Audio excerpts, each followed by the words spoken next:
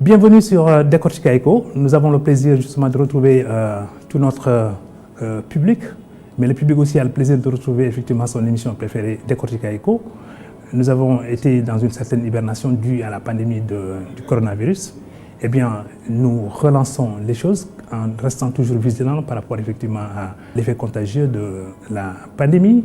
Mais dans ce plaisir également, c'est de retrouver une vieille connaissance, visage très familier donc du secteur des télécommunications, à la personne d'Amadou Manel Fall, qui est un économiste justement réseau. Amadou Manel Fall, bonsoir. Bonsoir Mamadou Ndiaye et ravi d'être parmi vous. Alors, vous êtes justement très présent dans le secteur des télécoms.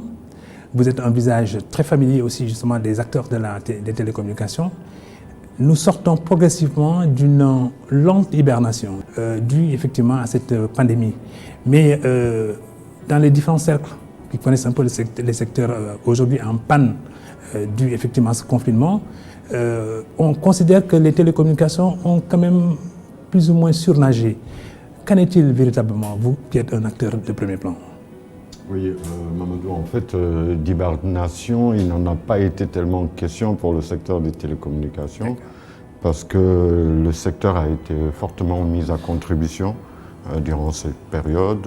Ceci dû en particulier à un regain d'activité pour les usagers qui ont eu effectivement à faire recours à énormément de solutions digitales pour pallier un peu au confinement et à la distanciation sociale imposée dans le travail, dans la vie sociale, pour les étudiants, les élèves, etc. Je pense que ce regain d'activité en fait a permis au secteur d'être très sollicité et d'être très bouillonnant durant cette période qui a été une période d'hibernation pour pas mal de nos concitoyens. Alors les Sénégalais ont découvert les télécommunications en faisant de la télécommunication, ou bien est-ce que c'est parce que, nécessité faisant loi, confinés, ils ne pouvaient finalement communiquer avec l'extérieur que par le biais justement de ces outils de technologie? Les outils de télécommunication ont l'avantage d'apporter au grand public, oui, à travers surtout les services proposés. Pour la plupart, c'est des classes virtualisées, pour la plupart, c'est des modes de paiement dématérialisés, donc électroniques, et pour la plupart, c'est du travail virtualisé à travers les visioconférences, etc. Donc, ce regain d'intérêt pour les services et les outils téléphoniques ou de télécommunication, du moins, se sont effectivement renforcés et certains, parmi le grand public, ont eu effectivement à recourir, sans doute pour la première fois, à des solutions qu'ils n'avaient pas l'habitude d'utiliser. Alors, avons-nous le sentiment maintenant que le pli est fait, ils ont pris goût aux télécoms et ils ne vont jamais y renoncer? Mais en tout cas, ce qui est certain, c'est que la transformation digitale qui est en cours va se poursuivre. D'un autre côté, si on considère l'étendue des infrastructures aujourd'hui et la connectivité au niveau national ou africain d'une manière générale, on peut considérer qu'à peu près aujourd'hui 40% ou 60% de nos concitoyens au maximum ont accès à tout ce dont on parle. Il reste une bonne frange de la population qui reste quand même marginalisée par rapport à ces technologies, à ces outils dont on parle. Et on peut espérer que, en tout cas, les croissances fortes vont se faire par rapport à ces nouveaux usagers qu'il convient de convertir au tout digital. Tout à fait. Et les acteurs justement des télécommunications, quelle lecture ils ont faite de cette situation que tout le monde a traversée? On va dire que si on devait avoir un sentiment général, je pense que dans l'ensemble c'est assez positif.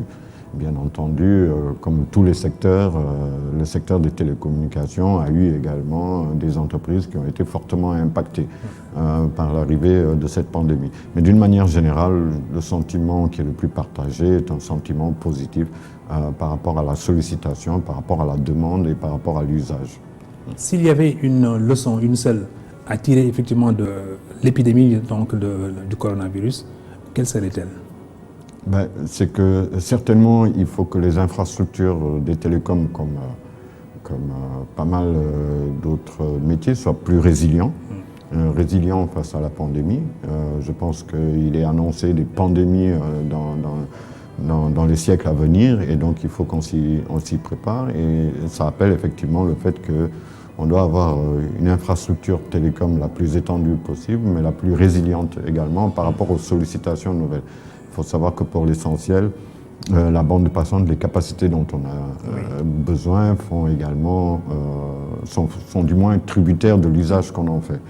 Et face à cet usage accru qu'on a noté durant la pandémie, il est fort à parier que les infrastructures télécom d'une manière générale devront être plus résilientes qu'elles ne le sont aujourd'hui par rapport à la gestion du trafic, par rapport au dimensionnement des réseaux et aux capacités offertes aux usagers. Très bien. Vous connaissez bien votre pays, le Sénégal, c'est une tautologie que de le dire.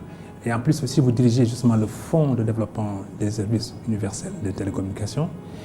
En associant connaissance du pays et management d'un fonds de cette ampleur, comprenez-vous mieux aujourd'hui dans quel secteur ou bien dans quelle direction on pourrait peut-être s'orienter ou alors quelles sont les tendances lourdes dans lesquelles vous allez pouvoir intervenir, ne serait-ce que pour infléchir un peu peut-être les décisions d'investissement ou les décisions d'appui? Il y a des tendances générales. Si on considère l'intervention de la Banque mondiale, elle estime qu'il est aujourd'hui nécessaire d'avoir recours à environ 100 milliards de dollars pour connecter l'Afrique. Ça donne déjà une échelle de ce qui doit être fait, et ceci à l'horizon 2030. On est en 2020, donc c'est-à-dire dans la décennie à venir, 100 milliards de dollars d'investissement seront nécessaires pour connecter l'Afrique. Maintenant, ceci ramené à une échelle nationale, nous, pour notre part, nous estimons qu'il faut encore environ 100 à 150 milliards pour traiter la question de l'accès à la téléphonie rurale, c'est-à-dire pour environ 40% de nos concitoyens, leur donner accès à la téléphonie et aux services de télécommunication. Une sorte de couverture intégrale du pays. Une sorte de couverture universelle. Je pense que la notion de couverture universelle est assez régulièrement revenue dans le discours des pouvoirs politiques et des pouvoirs publics. Et donc, c'est une problématique qui est fortement prise en compte, en tout cas par rapport à nos autorités. Et aujourd'hui, par rapport à cette question-là, nous estimons en tout cas qu'à l'horizon 2035, environ 100 à 150 milliards d'investissements seront nécessaires pour en tout cas réduire la fracture numérique du point de vue, non pas des zones urbaines, mais des zones rurales. Alors, en quoi consiste donc le rôle du fonds que vous dirigez ? Comme son intitulé l'indique, c'est un fonds qui, pour l'essentiel, est orienté pour le développement du service universel des télécommunications. La promotion des services universels des télécommunications. La promotion de l'accès et des services de télécommunications d'une manière générale. On n'est pas limité à l'appellation télécommunication. La notion de service universel, d'ailleurs, est très étendue. Extensible. Elle concerne aussi bien le secteur de l'énergie que de la santé ou bien d'autres secteurs, mais le fonds en particularité a une forte connotation télécommunication.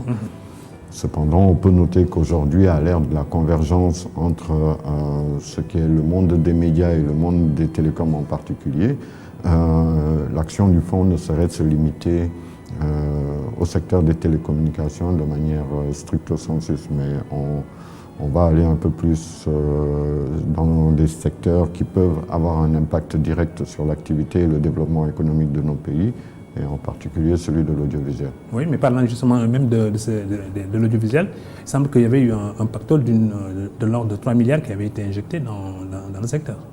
Ça a été une première intervention, en tout cas, du fonds, une intervention assez significative.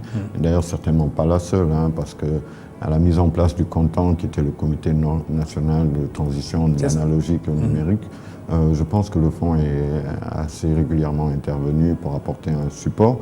Mais aujourd'hui, en ce qui concerne la phase finale de la transition de l'analogie au numérique, effectivement, le fonds a estimé nécessaire d'accompagner les populations en les dotant de décodeurs. Et nous avons donc à ce titre effectivement dégagé une enveloppe, un budget de 3 milliards pour accompagner les populations dans cette transition de l'analogique au numérique, avec l'arrivée de la TNT, bien entendu, qui sera chargée de diffuser les contenus audiovisuels des éditeurs et des distributeurs de bouquets.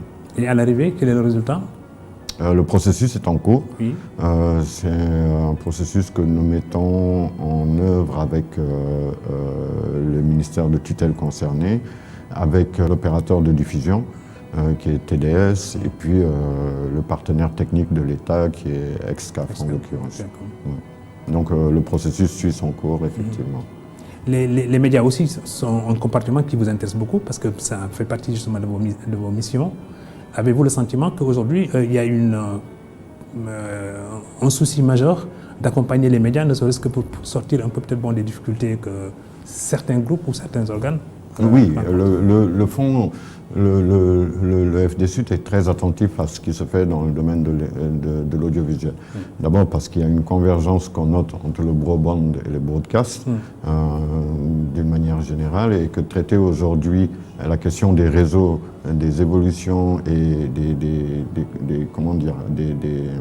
des alliances nécessaires dans le secteur. On note pas mal de fusions, d'acquisitions, surtout aux États-Unis, en Europe, sur ce qui se fait, sur la nécessité en tout cas du secteur de l'audiovisuel ou du secteur des télécoms de s'associer. Il y a des exemples patents, il ne faut pas aller si loin. Au Canada, ici au Sénégal, avec Orange, on a effectivement des prémices d'une émission des télécoms dans l'audiovisuel, avec la distribution des contenus, etc. Et nous pensons fondamentalement qu'au niveau du fonds, au-delà de simplement mettre des infrastructures, il nous faut aller un peu plus en avant dans la production de contenu de qualité. Parce qu'en fait, la production de valeur due au fait de la mise en place de cette infrastructure, si on y fait gaffe, elle n'aura d'intérêt que pour des économies autres que les nôtres. Je veux dire, si aujourd'hui on investit dans des infrastructures large bande et que l'essentiel du trafic Internet large bande, aujourd'hui on note à peu près 70% de trafic Internet qui est essentiellement constitué de vidéos. Si finalement cette production de valeur dans la vidéo ne profite qu'à des structures comme Netflix, comme YouTube, etc., ça n'a pas grand intérêt pour le développement de notre économie. Et nous pensons qu'il faut dans ce sens-là encourager la production de contenus locaux, qui d'ailleurs ont un intérêt plus marqué pour les populations. C'est ce que les études démontrent, qu'il y a un intérêt plus prononcé pour le contenu local par rapport aux habitudes de consommation. Donc nous estimons qu'il est important d'abord d'accompagner la phase de transition de l'analogique au numérique, mais d'autre part d'accompagner les mutations qu'il va y avoir dans le secteur. Et de ce point de vue, il y a de grosses mutations. Quand on regarde effectivement le Nigeria, l'Éthiopie, la Nairobi, ou bien même dans une moindre mesure Dakar, en fait, il y a un foisonnement d'idées et de créativité. Absolument. Je pense que cette créativité-là, elle mérite d'être soutenue, ne serait-ce que peut-être pour endiguer un peu le flux de contenu venant des pays autrement mieux organisés sans doute que nos propres pays. Et de ce point de vue, justement, au plan institutionnel, vous pouvez accompagner justement ces mutations et ces grosses transformations qui sont en cours. C'est la volonté des pouvoirs publics. Dans le décret que le chef de l'État a pris pour la mise en œuvre du fonds, le décret qui spécifie l'organisation et le fonctionnement du fonds, il est clairement mis en avant que parmi les secteurs prioritaires visés, il y a effectivement l'audiovisuel. Et nous pensons qu'une des façons d'accompagner l'audiovisuel, c'est certainement d'accompagner la production de contenus locaux qui peuvent être valorisés et qui, d'une manière plus large, peut favoriser la création d'emplois, le développement économique local, etc. Il ne serait peut-être même pas exagéré de dire pourquoi ne pas préconiser simplement une préférence non pas nationale mais africaine.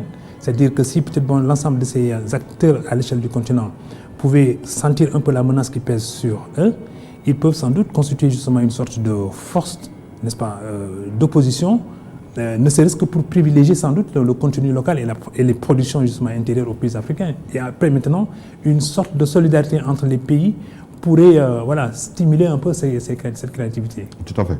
Nous pensons, en tout cas dans ce que nous avons à faire comme analyse ou comme constat, qu'aujourd'hui, en ce qui concerne le domaine de l'audiovisuel, l'accès aux plateformes de diffusion et les plateformes de services sont en train de transformer la façon dont les produits audiovisuels sont consommés. Je veux dire que pour la plupart de nos concitoyens, il ne suffit plus d'être devant un téléviseur pour avoir accès à du contenu audiovisuel. Oui. Je pense que le fait de pouvoir accéder, voilà, le fait de pouvoir accéder à du contenu audiovisuel où on le souhaite, quand on le souhaite et suivant la grille de programme qu'on a choisie, c'est quand même tout à fait différent par rapport à la production de contenu linéaire qu'on a l'habitude d'avoir dans nos écrans. Et donc aujourd'hui, notre réflexion, elle va au-delà du contenu, elle vise également l'accompagnement dans la mise en œuvre de plateformes de services qui peuvent permettre de valoriser, de monétiser en fait tout ce contenu local. Autrement dit, le public n'est plus simplement un consommateur passif. Il est lui-même acteur de ce qu'il va devoir consommer, ne serait-ce qu'en procédant à des choix. Et je pense qu'il y a une palette de possibilités qui est offerte effectivement au consommateur, si bien que lui-même, il peut influer sur voilà, le contenu des productions ultérieures. Tout à fait. Nous sommes très au fait, en fait des mutations qui sont en train d'être opérées dans le secteur numérique et de l'économie numérique d'une manière générale. Hein. Et l'audiovisuel n'est pas un monde à part, il est totalement partie prenante de ce process.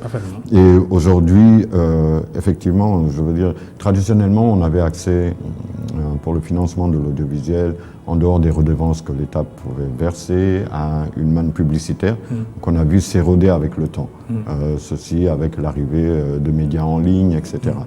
Et aujourd'hui, nous pensons que la réelle économie numérique, elle va se faire dans la valorisation du contenu qui sera mis à disposition du public. On le voit déjà dans certains prémices et nous pensons en tout cas que pour accompagner durablement la transformation numérique de notre État sur ce secteur en particulier, il nous faut effectivement envisager des mesures ou des incitants pour favoriser la création d'emplois, la création de contenus, la diffusion de ces contenus, la monétisation de ces contenus, effectivement pour plus de valeur et plus de développement pour notre pays. Mais Manel, n'avez-vous pas le sentiment quand même qu'il y a au moins un passage obligé, c'est-à-dire la pédagogie, une explication en direction justement des populations, donc des opinions, ne serait-ce que pour adhérer à ce projet, d'adhérer effectivement à cette perspective et à ces politiques. Mais mieux, c'est véritablement d'investir également dans ce champ pour réduire un peu les angles d'incertitude et permettre aux opinions publiques africaines de mieux comprendre les enjeux. Tout à fait. Nous sommes en phase avec cette idée.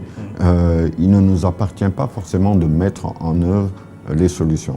Par contre, nous pouvons accompagner toutes les initiatives dans ce sens.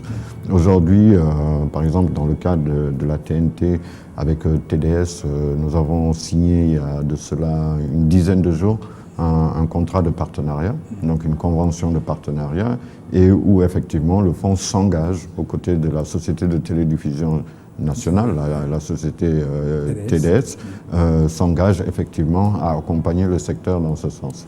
Mais nous sommes demandeurs, en fait, tant que nos ressources nous le permettent, d'accompagner toutes les initiatives pourvu qu'elles aient un impact significatif sur notre environnement et auprès des populations. Alors, les populations, dans leur écrasante majorité, continuent encore à consommer justement la télévision à l'ancienne, c'est-à-dire l'analogique. Alors que dans le projet du gouvernement, dans le projet des pouvoirs publics, c'est peut-être de basculer justement vers la TNT, c'est-à-dire la télévision numérique terrestre. Mais semble-t-il, il y a des lenteurs. Bon, il y a des lenteurs.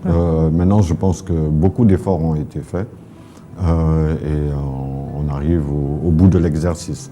Je pense que le ministère en charge de cette question, donc de la communication, le régulateur, le CNRA en l'occurrence, et les instances ou les structures comme TDS qui accompagnent l'initiative pour le compte de l'État déploient quand même toute une série de mesures. À ma connaissance, l'extinction du signal est en train d'être opérée progressivement. Certaines régions ont vu carrément le signal analogique éteint et je pense que dans les mois à venir, effectivement, on aura une extinction totale du signal.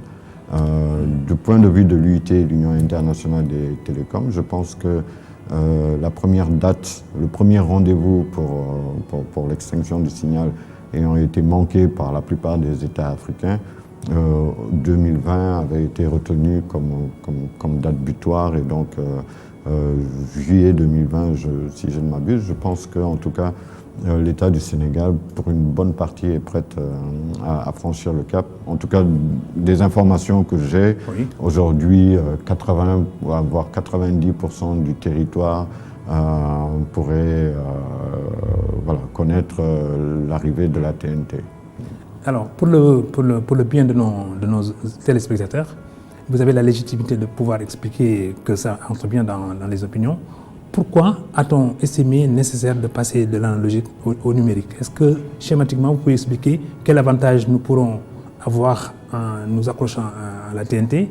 Qu'est-ce que nous gagnons en perdant peut-être l'analogique? Okay, bon. Pour le téléspectateur qui est assis dans son salon, oui. Sur son fauteuil, c'est d'abord une qualité d'image, une qualité sonore, effectivement. C'est ça, qui sont couplés. De meilleure qualité. Derrière cette perception, effectivement, il y a une meilleure gestion, on va dire, de la façon de distribuer ce contenu audiovisuel qui arrive sur l'écran.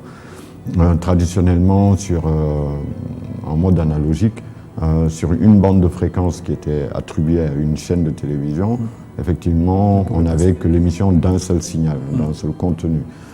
Aujourd'hui, le numérique, avec les normes de compression MP4 et autres, permettent effectivement une démultiplication des signaux et dans sa diffusion, dans sa transmission. Et donc, sur une ressource spectrale moindre, on peut transporter plus de contenu, plus de chaînes. Ça, c'est un avantage. Mais au-delà de cet avantage, il y a souvent ce qu'on a appelé le dividende numérique. Ce dividende numérique, en fait, il ressort de la gestion du spectre de fréquences. Donc, les bandes de fréquences qui ont été libéralisées, qui ont été libérées du moins, du fait de la transition analogique vers le numérique, sont aujourd'hui destinées en majorité au secteur des télécommunications.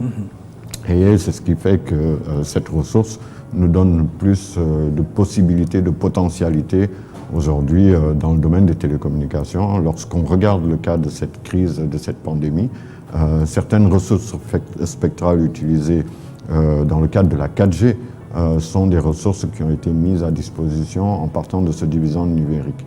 Et aujourd'hui, ça nous permet effectivement d'envisager une société où au Sénégal, la télémédecine pourrait être une réalité. Oui. L'enseignement à distance pourrait être une réalité. Oui. Et justement, c'est ce dividende numérique issu de ces ressources spectrales qui étaient traditionnellement dédiées à l'audiovisuel, qui sont réaffectées au secteur de la télécommunication qui le permettent.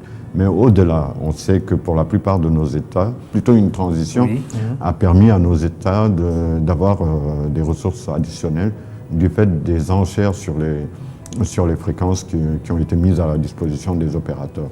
Ne risque-t-on pas de voir surgir des acteurs, des opérateurs autrement plus organisés et mieux organisés pour rafler justement la mise après que le passage justement à la TNT?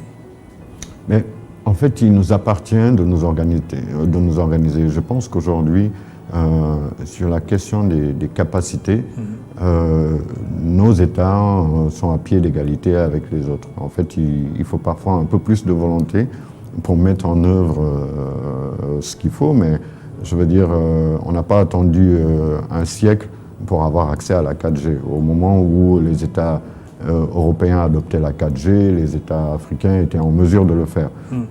Pareil sur toutes les technologies. Oui, et je pense qu'aujourd'hui, du point de vue des applications ou des solutions ou des plateformes, on est en mesure de le faire. Nous avons des plateformes aujourd'hui au Sénégal qui ont permis, par exemple, d'assister à des combats de lutte sur Internet, etc. Tout à fait. Et des plateformes de VOD peuvent être mises en place. Donc, on n'a réellement pas à attendre que d'autres opérateurs viennent rafler les marchés à notre barbe et sous notre nez. Je pense que parfois un peu de volonté et d'engagement suffirait à permettre à nos économies de s'approprier ce qu'ils peuvent avoir du point de vue du numérique et même d'exporter nos savoir-faire, nos exemples. On sait que la plupart des pays européens, sans vous interrompre, qui aujourd'hui adoptent le mobile payment, ont eu effectivement à s'inspirer de ce qui se faisait en Afrique. Et je pense que le développement futur, c'est aussi ça, c'est une capacité d'innovation que nous avons qui peut nous permettre de développer des solutions qui correspondent à nos préoccupations, à nos réalités, et qui demain peuvent être mises au service de l'humanité tout entière. Je précise même que certaines activités ont été testées et opérationnalisées en Afrique jusqu'à ce que ça atteigne une certaine maturité avant effectivement de réexporter ça vers l'Occident. Mais le Sénégal est un petit pays qui est probablement prêt, quand je vous écoute, et qui est prêt effectivement à basculer dans le numérique, dans le pur numérique. Mais la taille du marché ne préfigure pas quand même peut-être une embellie durable. Peut-on envisager de voir peut-être le spectre dont vous parliez s'élargir à la région Afrique ou peut-être même à la sous-région? Oui, le numérique a ceci de particulier, c'est qu'elle abolit les frontières. En fait, l'espace tel que nous le concevons n'a plus de frontières quand on parle d'une question numérique. Vous pouvez être à Dakar, commercer à l'autre bout du monde. Tout à fait. Et effectivement, cette notion de frontière et de barrière, elle s'amenuise et elle est carrément abolie. Et de ce point de vue-là, je pense qu'effectivement, quelle que soit la taille du marché intérieur qu'on regarde en premier lieu, s'il y a un réel engouement ou un réel intérêt pour le reste du monde par rapport à ce qui est développé ici localement, ce sera accessible au reste du monde. Je veux dire, une solution, enfin, rien n'empêche à un Américain aujourd'hui d'accéder au contenu en ligne de votre chaîne de télévision. Si ceci était monétisé, il paierait à l'autre bout du monde pour avoir accès à votre contenu. Et je pense que c'est cette notion d'ouverture en fait que nous offre le numérique, le tout numérique, et elle abolit totalement les notions de frontières. Parfait. Voilà, les frontières s'estompent, le monde s'ouvre et s'élargit. L'Afrique sera bien présente par les talents, par les compétences, mais aussi par les ressources humaines justement dont elle dispose.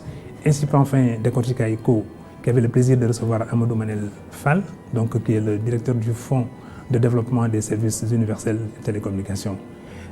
À la semaine prochaine pour un autre numéro de Décortica ECO.